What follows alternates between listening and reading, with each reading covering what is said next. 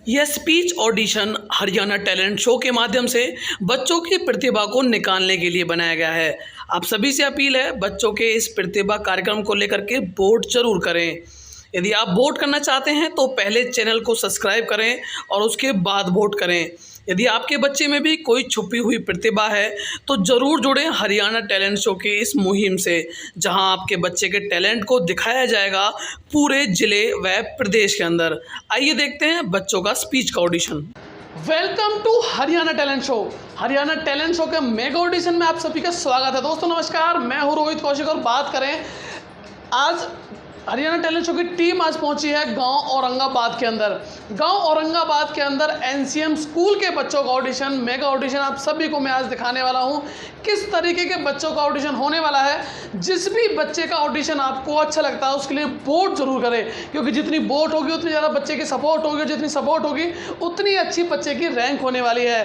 केवल 7 दिन का समय आप सभी के अंदर, केवल सब्सक्राइबर्स ही वोट कर सकते हैं, तो पहले चैनल को सब्सक्राइब करें, उसके बाद वोट करें। आइए देखते हैं एनसीएम स्कूल औरंगाबाद के बच्चों का स्पीच का audition. Good morning, respected principal sir and dear my friends. My name is Piyush from 10th class. I present a speech today about my favorite leader Mr. Narendra Modi. वर्तमान में हमारे देश के प्रधानमंत्री श्री नरेंद्र मोदी हैं। उनका जन्म 17 सितंबर 1950 को गुजरात के एक छोटे से शहर बाडनगर में हुआ है। उनकी माताजी का नाम हीराबेन मोदी तथा उनके पिता का नाम मूलचंद मोदी है। वह उनके घर में पैदा हुए। उनका जीवन बचपन से ही काफ़ी संघर्ष भरा रहा है। उनको अपने बचपन से ही चाय बेची थी, इसलिए उन्हें लोग चाय बेचने वाला नेता भी कहते हैं। वे अपने 6 बहन भाई थे, उनमें से मोदी तीसरे नंबर पर आते। उन्होंने अपनी शिक्षा बाडनगर के एक छोटे से विश्वविद्यालय से ग्रहण की थी। वह शिक्षा अपनी पढ़ाई में इतने होशियार भी नहीं थे तो इतने कमज़ोर भी नहीं थे। उन्होंने अपनी हर वार्षिक परीक्षा में अपनी प्रस्तुति दिखाते थे और हर स्कूल के मनोरंजन उत्सव में बढ़ चढ़ कर भाग लेते थे, और इसलिए उन्हें उनके शिक्षक आदर्श विद्यार्थी भी कहते थे।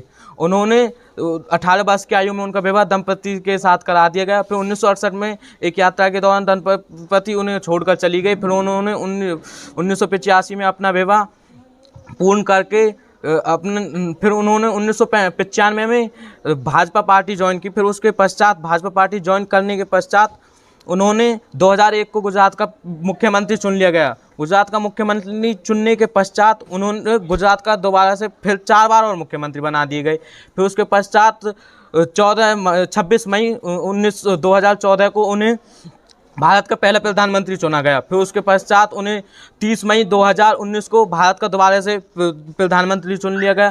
फिर उन्होंने ऐसी नीतियों पर विचार किया, सबका साथ सबका विकास और आयुष्मान भारतीय योजना जैसी नई नई तकनीकें भारत में आने लगी। आयुष्मान भारतीय योजना एक ऐसी योजना है जिसमें हर गरीब या उच्च निम्न वर्ग के लोगों को 5 लाख तक का फ्री इलाज कराया जाएगा।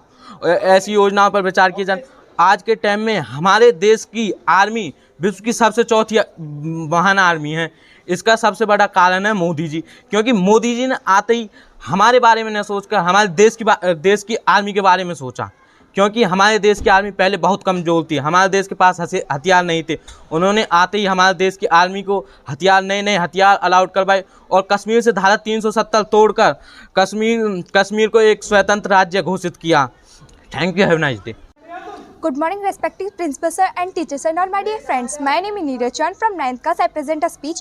My topic is मेरा प्यारा भारतवर्ष। भारतवर्ष विश्व में प्राचीन देशों में से एक है। भारतवर्ष को प्रकृति का पालना कहा जाता है।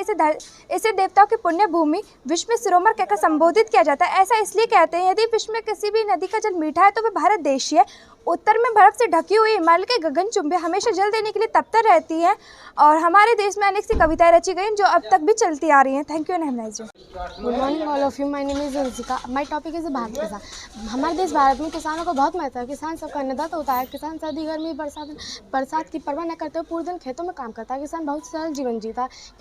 किसान खेतों में पूरे दिन काम करता है। किसान खेतों में फल सब्जी अनाज उगाते हैं। Thank you and have nice day. Good morning, respectable principal sir, teachers and my dear friends. My name is Sakshi from 8th class. I present speech. Bharat समाज में नारी का सम्मान। भारत वह देश है जहाँ नारी के सम्मान और इज्जत का खास ख्याल रखा जाता है। भारत में नारी को लक्ष्मी देवी का दर्जा दिया गया है।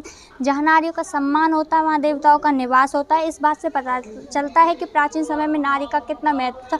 नर और नारी दोनों ही जीवन के महत्वपूर्ण पहिए पहिए हैं और नर और नारी का दोनों का ही समाज में समान महत्व है। वर्तमान समय में नारी पुरुष के कदम से कदम मिलाकर चल रही है। इस बात से पता चलता है। फिर उसने यह साबित कर दिखाया है कि वह किसी भी क्षेत्र में पुरुष से कम नहीं है। Thank you.